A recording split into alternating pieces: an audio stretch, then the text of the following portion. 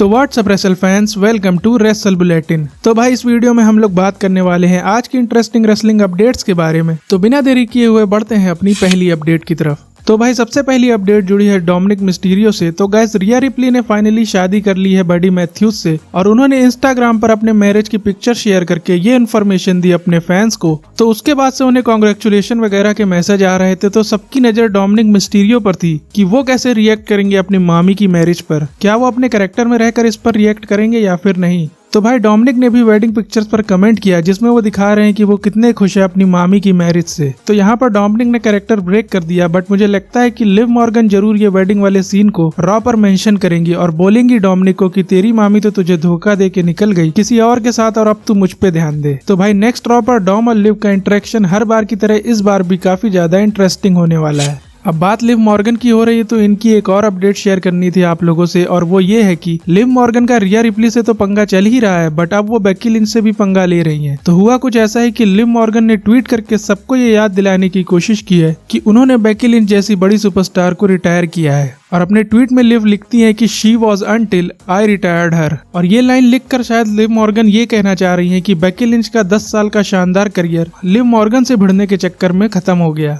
वैसे अभी तो लिव मॉर्गन कुछ ज्यादा ही उछल रही है क्योंकि रिया रिप्ली और बेकी लिंच शोज पर नहीं है, बट जैसे ही दोनों का रिटर्न होगा उसके बाद तो लिव मॉर्गन की खटिया खड़ी होने वाली है। अब गाइस बात करते हैं रॉ की व्यूअरशिप की। तो इस वीक रॉ की एवरेज व्यूअरशिप थी 1.81 मिलियन, जो पिछली रॉ से थोड़ी ज्यादा है। इसके पिछले रॉ की व्यूअरशिप थी 1.71 मिलियन। और नोट करने वाली बात यह है कि इस वीक रॉ की व्यूअरशिप हाईएस्ट व्यूअरशिप थी रॉ की आफ्टर रेसलमेनिया। और व्यूअरशिप बढ़नी भी थी क्योंकि वाइट सिक्स ने पिछली रॉ पर जो कांड किया था उसने काफी फैंस को अट्रैक्ट किया होगा रॉ के शो को देखने के लिए। बट इस वीक वाइट सिक्स ने कुछ ज्यादा खास किया नहीं रॉ पर, तो हो सकता है कि नेक्स्ट वीक की व्यूअरशिप फिर से डाउन हो जाए। अपनी अगली अपडेट जुड़ी है WWE के upcoming pay per view money in the bank के बैटिंग ऑड्स से। तो guys money in the bank pay per view अब कुछ ही दिन दूर है और इसके बैटिंग ऑड्स में काफी उतार चढ़ाव देखने को मिल रहे हैं। तो अभी के बैटिंग ऑड्स के अकॉर्डिंग सैमी ज़ेन फेवरेट है कि वो रिटेन करेंगे अपनी इंटरकॉन्टिनेंटल चैंपियनशिप ब्रॉन ब्रेकर के अगेंस्ट। वैसे इसमें देखने वाली बात होगी कि ब्रॉन ब्रेकर को क्लीन पिन करवाएगी WWE या फिर किसी इंटरफेरेंस की वजह से ब्रॉन ब्रेकर हार जाएंगे। बात करें वर्ल्ड हैवीवेट चैंपियनशिप के मैच से तो अभी के बैटिंग ऑड्स के अकॉर्डिंग डेमियन प्रीस्ट बहुत कम मार्जिन से आगे है सेथ रॉलिन्स से, बट ये मैच काफी ज्यादा अनप्रेडिक्टेबल होने वाला है, इसलिए बैटिंग ऑड्स काफी क्लोज हैं इस मैच के। अगला मैच है blood line 2.0 versus Cody Rhodes, Randy Orton and Kevin Owens. तो इसमें बैटिंग ऑड्स सीधे फेवर कर रहे हैं ब्लड लाइन को, जिसका रीजन ये है कि WWE ब्लड लाइन को रोमन रेंस के रिटर्न के पहले अनस्टॉपेबल दिखाना चाहती है। तो इस वजह से ब्लड लाइन हार तो सकती नहीं है पेपर व्यू में, तभी तो ब्लड लाइन रोमन रेंस के लिए एक बड़ा थ्रेट लगेगी आगे। अगला मैच है women's money in the bank ladder match, जहां पर टिफनी स्ट्रैटन फेवरेट है कि वो जीतेंगी मनी इन द बैंक। बाकी men's money in the bank में जे उसो और ड्रू मैकिंटायर के बीच काफी टक्कर है, बट जे उसो फिलहाल आगे हैं बैटिंग ऑड्स के अकॉर्डिंग।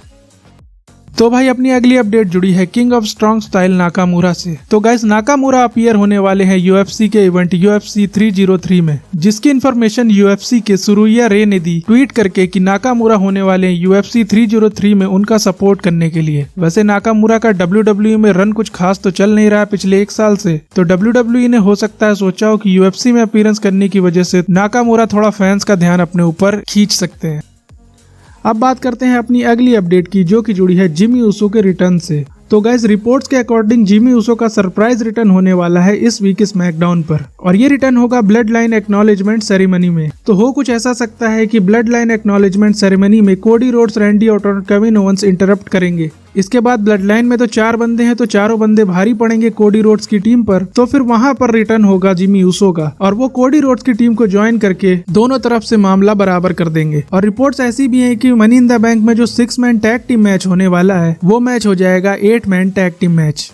तो गाइज अब बात करते हैं अपनी फाइनल अपडेट की, जो कि जुड़ी है ब्रे वायट और विंस मैकमैन से। तो भाई WWE के former senior writer Vince Russo, जिन्होंने विंस मैकमैन के राज में बहुत सारा काम किया है, उन्होंने विंस मैकमैन और ब्रे वायट के बीच सिचुएशन को लेकर एक बड़ी बात रिवील की। उन्होंने बताया कि ब्रे वायट कभी भी फैंस के बीच अपना 100% पोटेंशियल नहीं दिखा पाए, जिसका सबसे बड़ा रीजन था विंस मैकमैन, क्योंकि विंस मैकमैन ने कभी भी ब्रे वायट को ये फ्रीडम नहीं दिया कि वो क्रिएटिव मामलों में अपना इंटरफेरेंस कर सके, क्योंकि विंस मैकमैन हर स्टोरी लाइन को अपने हिसाब से चलाना चाहते थे। और ब्रे वाइट के जो शानदार आइडियाज थे अलग अलग कैरेक्टर्स को इंट्रोड्यूस करने के, विंस मैकमैन को वो बिल्कुल भी पसंद नहीं आते थे, जिसकी वजह से विंस मैकमैन कभी भी क्रिएटिव कंट्रोल देते ही नहीं थे ब्रे वाइट को। और विंस मैकमैन का ऐसा करने का एक बड़ा रीजन ये भी बताया विंस रूसो ने कि विंस मैकमैन ऐसा नहीं चाहते थे कि बैक स्टेज लोगों को ऐसा लगने लगे कि ब्रे वाइट का दिमाग क्रिएटिव मामलों में विंस मैकमैन से ज्यादा अच्छा चलता है। और ऐसा पहली बार नहीं हुआ है कि WWE से रिलीज होने के बाद किसी ने विंस मैकमैन के बारे में ऐसी बात बोली हो, बल्कि जितने भी WWE के सुपरस्टार WWE को छोड़ के कहीं और काम करने लगे, उन्होंने अपने इंटरव्यू में ये बात तो हमेशा बोली है कि विंस मैकमैन कभी भी सुपरस्टार को क्रिएटिव कंट्रोल नहीं देते थे। और अगर कोई सुपरस्टार कोई आइडिया पेश भी करता था विंस मैकमैन के आगे, तो बहुत कम चांसेस होते थे कि विंस मैकमैन उसे अप्रूव करेंगे। बाकी गाइज आज की रेसलिंग अपडेट्स यहीं तक थी, और WWE के तगड़े वाले फैन हो तो चैनल को सब्सक्राइब जरूर कर देना, वीडियो को लाइक शेयर करना मत भूलना। और अब आप लोग मुझे फॉलो कर सकते हो इंस्टाग्राम पर रेसलिंग से रिलेटेड और भी कंटेंट के लिए। अब आपसे मुलाकात होगी नेक्स्ट वीडियो में, तब तक के लिए जय हिंद जय भारत।